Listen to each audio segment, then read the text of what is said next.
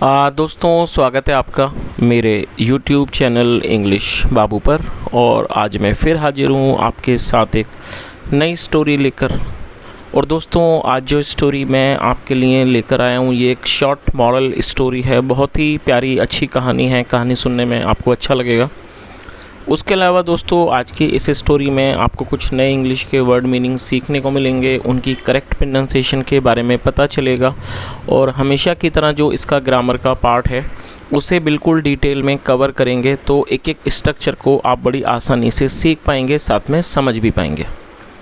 उसके अलावा दोस्तों, जिन लोगों ने अभी अभी इंग्लिश सीखना शुरू किया है उन लोगों के लिए वीडियो बहुत अच्छा होने वाला है, क्योंकि इस स्टोरी में बहुत ही बिगनर लेवल की ग्रामर का इस्तेमाल किया गया है। तो चलिए दोस्तों, आज की इस कहानी को हम शुरू करते हैं और सबसे पहले कहानी का टाइटल देखते हैं। कहानी का टाइटल है द पुअर लिटिल गर्ल। क्या मतलब हुआ? द पुअर लिटिल गर्ल, गरीब छोटी लड़की। तो दोस्तों, ये आज की इस कहानी का टाइटल है, शीर्षक है। और अब मैं इसे पढ़ना शुरू करता हूँ। आप लोगों से रिक्वेस्ट है कि आप कहानी को बिल्कुल ध्यान से सुने। यदि आज की कहानी में आपको कोई भी नया वर्ड या फिर नया स्ट्रक्चर मिले तो आप उसे नोट करें, और यदि कहानी पसंद आए तो लाइक भी ज़रूर करें। तो चलिए इसको शुरू करते हैं।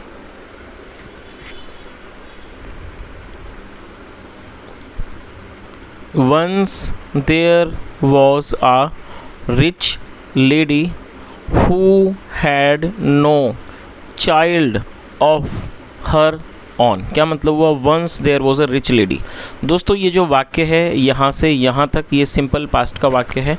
सिंपल पास्ट का मतलब होता है जब हम पास्ट में कोई ऐसा वाक्य बनाते हैं जहाँ पर वॉज या फिर वर्ब का इस्तेमाल हेल्पिंग वर्ब के रूप में किया जाता है, साथ में नाउन या एडजेक्टिव को लेकर वाक्य बनाया जाता है। दोस्तों, जब हम सिंपल पास्ट या सिंपल प्रेजेंट में वाक्य बनाते हैं तो ऐसे वाक्यों में कभी भी वर्ब का मतलब क्रिया का प्रयोग नहीं किया जाता है, और इसी कारण इस तरह के जो वाक्य हैं उनको नो एक्शन सेंटेंस भी कहा जाता है।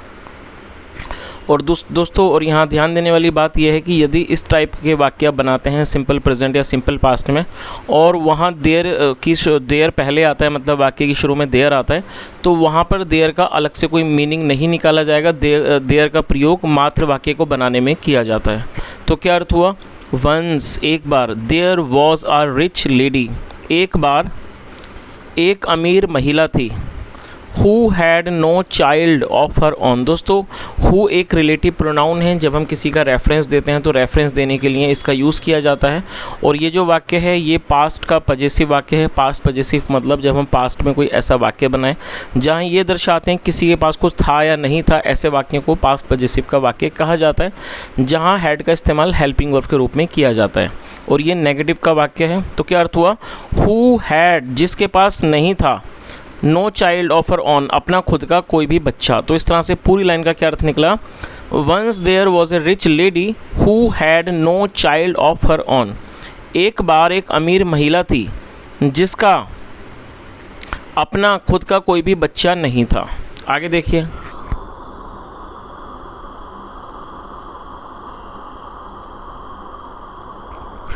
She decided to adopt a girl. क्या मतलब हुआ? दोस्तों, ये जो वाक्य है ये पास्ट इंडेफिनिट का अफर्मेटिव वाक्य है।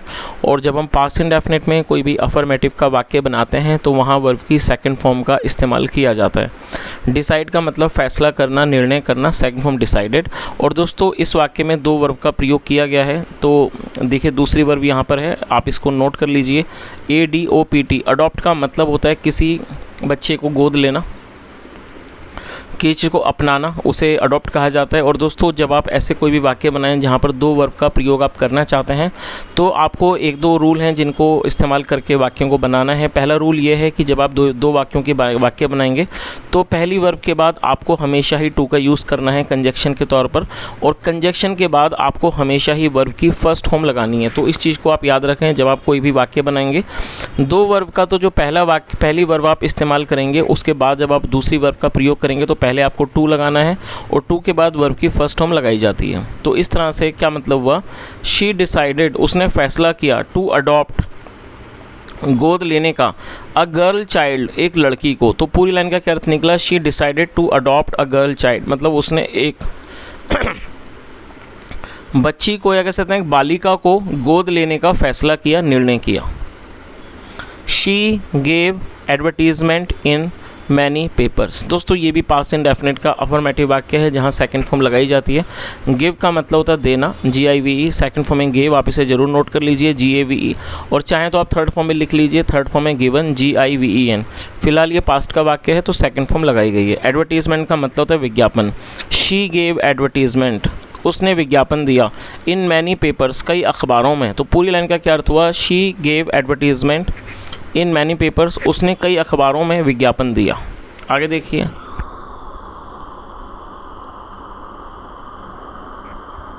Many poor women came with their daughters to sell them to the rich lady. क्या अर्थ हुआ? Many poor women. दोस्तों ये जो वाक्य है ये भी पास्ट इंडेफिनिट का वाक्य है जहाँ पर सेकंड फॉर्म लगाई गई है। कब मतलब आना, सेकंड फॉर्म होती है केम, आप इसे नोट कर लीजिए।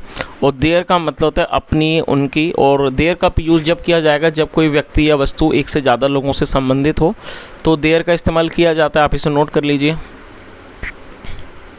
और SELL सेल का मतलब होता है बेचना। तो इस लाइन का क्या अर्थ निकला? Many poor women came with their daughters, मतलब कई गरीब महिलाएं अपनी बेटियों को लेकर आईं।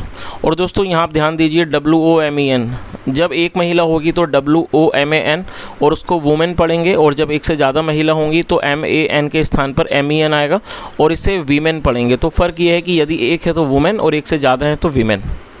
तो क्या अर्थ हुआ? Many poor women came with their daughters to sell them to the rich lady, कई गरीब महिलाएं अपनी बेटियों को लेकर आईं, to sell them to the rich city, उन्हें बेचने के लिए। किसे? टू द रिच लेडी, अमीर महिला को उन्हें बेचने के लिए।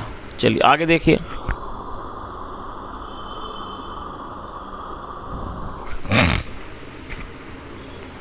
The rich lady gave all the children some money and asked them to go and buy their favourite things from the market. क्या अर्थ हुआ? The rich lady gave all the children some money. दोस्तों ये भी past indefinite का वाक्य है जहाँ पर सेकंड फॉर्म लगाई गई है। गिव मतलब देना, second form gave. The rich lady gave, अमीर महिला ने दिए, क्या दिए? Gave all the children some money. क्या अर्थ हुआ कि अमीर महिला ने सारे बच्चों को कुछ पैसे दिए, एंड आस्क देम, और उनको कहा, टू गो, जाने के लिए, and buy their favourite things, और अपनी पसंदीदा वस्तु खरीदने के लिए, फ्रॉम द मार्केट, बाजार से। तो इस तरह से पूरी लाइन का क्या अर्थ निकला? The rich lady gave all the children some money and ask them to go and buy their favourite things from the market. अमीर महिला ने सारे बच्चों को थोड़े पैसे दिए और उन्हें कहा कि वो जाएं और बाज़ार से अपनी जो पसंदीदा चीज़ है उनको वो ख़रीदें। चलिए आगे देखिए,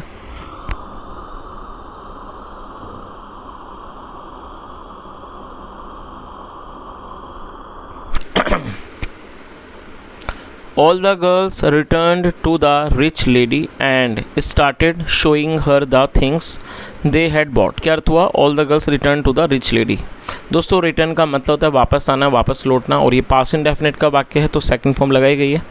all the girls returned to the rich lady, सारी लड़कियां अमीर महिला के पास वापस लौट आईं, and started showing her the things they had bought. दोस्तों यहाँ स्टार्टेड के साथ फोर्थ फॉर्म का यूज़ किया गया है जब हम कोई ऐसा वाक्य बनाएं जहाँ लगा लगी के बाद कोई भी क्रिया हो, जैसे वह आने लगा, वह जाने लगा, वह खेलने लगा, तो ऐसे स्थानों पे स्टार्टेड के बाद फोर्थ फॉर्म का यूज़ किया जाता है। तो क्या अर्थ हुआ? एंड स्टार्टेड शोइंग, और दिखाने लगी, हर, उसको दिखाने लगी, द थिंग्स, चीज़ें दिखाने लगी, दे हैड बॉट। दोस्तों यहाँ हेड के साथ थर्ड फॉर्म का इस्तेमाल किया गया है तो ये पास्ट परफेक्ट का वाक्य है। पास्ट परफेक्ट मतलब पास्ट में किसी क्रिया का पूरा होना, पाया जाना। बाय मतलब खरीदना, और थर्ड फॉर्म बॉट, BOUGHT। तो इस तरह से पूरी लाइन का क्या अर्थ निकला आप देख लेते हैं यहाँ से। All the girls return to the rich lady, सारी लड़कियाँ अमीर महिला के पास वापस लौट के आ गईं, and started showing her the things they had bought, और उसे वो चीज़ें दिखाने लगी जो उन्होंने खरीदी थी। चलिए आगे देखिए, Most of the girls had bought ribbons, sandals, clothes and other things for themselves। क्या अर्थ हुआ?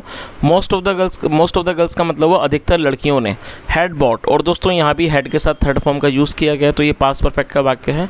तो इस लाइन का क्या अर्थ निकला कि most of the girls had bought ribbons, sandals, clothes and other things for themselves। मतलब क्या हुआ कि ज़्यादातर लड़कियों ने फॉर दैम्स, अपने लिए, रिबन, सैंडल, कपड़े और अन्य चीज़ें खरीदी थी। But one poor little girl, लेकिन एक गरीब छोटी लड़की रीना, जिसका नाम क्या था, Reena, had bought a prayer book, उसने एक प्रेयर बुक मतलब कि प्रार्थना की किताब को खरीदा था, एंड अ नीडल, और एक सुई को। तो इस पूरी लाइन का क्या अर्थ निकला कि but one poor little girl Reena had bought a prayer book and a needle, लेकिन एक गरीब लड़की रीना ने एक प्रेयर की किताब मतलब एक प्रार्थना की पुस्तक और एक नीडल सुई खरीदी थी। The rich lady was very impressed with the child, impress का मतलब होता है प्रभावित होना, और ये भी पास्ट का वाक्य है, सेकंड फॉर्म लगाई गई है। The rich lady was very impressed with the child, अमीर महिला बच्चे से बहुत ज़्यादा प्रभावित हुई।